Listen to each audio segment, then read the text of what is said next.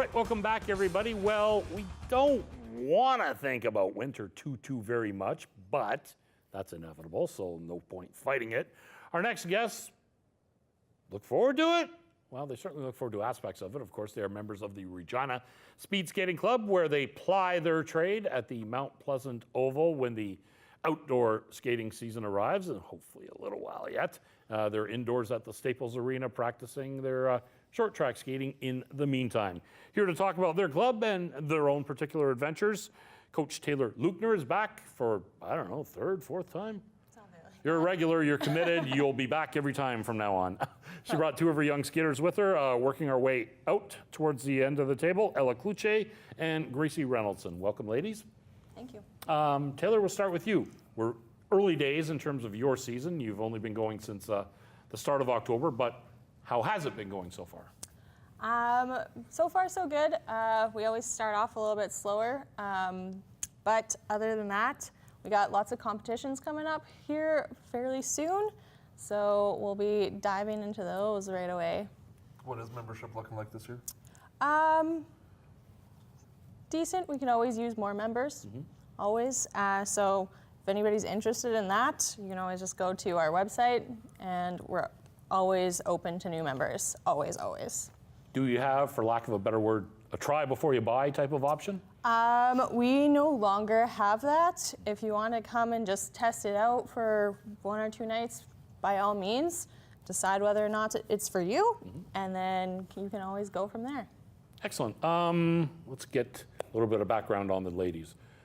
Also, they'll be bored if we don't bring them into the conversation real soon. Ella, we'll start with you. How long have you been speed skating? This will be my 9th year. Holy mackerel. Did you start in the womb? No, I'm kidding. You're not that young, clearly. But when did you get started and why?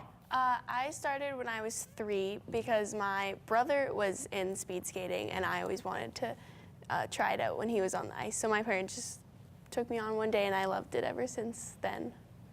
You obviously weren't lightning fast at the age of 3, but what kept you coming back for more? What did you enjoy about it? I think just like the fun of it, like my friends there, and just like skating in general. Gracie, same basic question. How'd you get your start and when? I used to be in hockey, but by the age of 6, I didn't like holding the stick and being on the hockey team. I wanted to go fast and just skate and win medals. So we found skating, and I've loved it ever since I started. You're not the first. Weren't you a similar type of experience, or there are members from your club who have that hockey background and went, I like the skating part, I could do without the stick handling? Not for myself. I'm a speed skater through and through. Okay. But we do get a lot of members that have previous skating experience, either in hockey or figure skating. And they come out. Sometimes they continue to do both. Other times they realize, yep, speed skating is for me. So lots of transfer from one sport to the other for sure. It's going to be a big year with the Canada Winter Games going on. Is the Speed Skating Club going to be what's the word I'm looking for? Represented. Well represented at that event? Well, we have quite a few younger skaters actually right now. So for the Canada Winter Games, it's ages 14 to 20. These guys are a little bit too young, but I think we only have, a handful of skaters that are eligible, and they're on the lower end. And other clubs throughout the province have the skaters with more experience. And so hopefully we do have some, and that some are willing to actually go to the trials and just, have that experience at the least. But, we hope for the best. You're more in the we'll be stronger next time around category then. Building for that. Yeah, most likely. I mean, who knows what could happen though? Anything could happen. And it's not as if the Regina Speed Skating Club hasn't had a number of skaters at the Canada Winter Games that have gone on to bigger and better things. Oh, for sure. Like, plenty. Any of the speed skaters that were at the Olympics that were from Regina, guaranteed they've been at the Canada Winter Games. I was also at the Canada Winter Games. Obviously, I did not go to the Olympics, but, or pursued that any further, but there's been plenty of representation from Regina at those. Gracie, people who don't participate in your sport say, oh, it's a non-contact sport, which is funny because there is some contact. What's that like, and how much of an adjustment was that for you? When I was in hockey, there was no contact as being at such a young age. But being in skating in the corner, there's definitely a lot of touching and falling and people hitting me and me hitting others. Now, is it accidental, intentional, a little bit of column A and column B? Yeah, I'm hoping most of it's on accident. Let's hope so. Especially coming from you. Ella, the first time you wipe out racing can be probably pretty traumatic. We clearly wouldn't know firsthand, but what was that like for you, and how'd you get back up on your skates afterwards? Well, when you're little, falling isn't that big of a deal because you kind of fall and you don't go anywhere because you're not going very fast. But when you're going really fast and you fall, it can be pretty dangerous because you don't want to hit your head on anything. And most of the time you just get back up and try and keep going. Is there a bit of a mental aspect of that? I mean, once you've fallen once, you sort of have to convince yourself, no, I'm not going to wipe out every time. It just happens. It's part of the sport, and move on.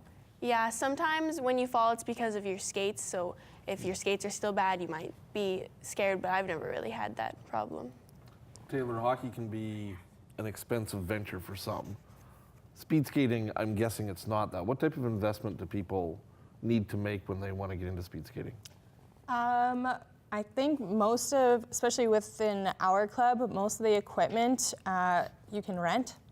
So need, obviously your skates, you need a helmet, you need all of the equipment. If you're coming from hockey, you pretty much have all the equipment except for the skates, but we rent the skates throughout our club. So that's not a super huge expense unless, you're getting to the older ages, you want your own skates. The biggest expense is going to be the competitions and traveling and the hotels and everything associated with that. At what age, certainly when we're talking Canada Winter Games and beyond and Olympics, they specialize. They're either a long track specialist or short track. Is that still the case at a younger age? Do they have to pick one or the other, or do they do both? We, as a sport, try to promote doing both. So I know these two prefer their long track. Oh, Gracie, coming over to the dark side. Gracie changed last year. Yeah, so Gracie likes the short track, but Ella likes long track, but they have to do both, right? So there's aspects of both.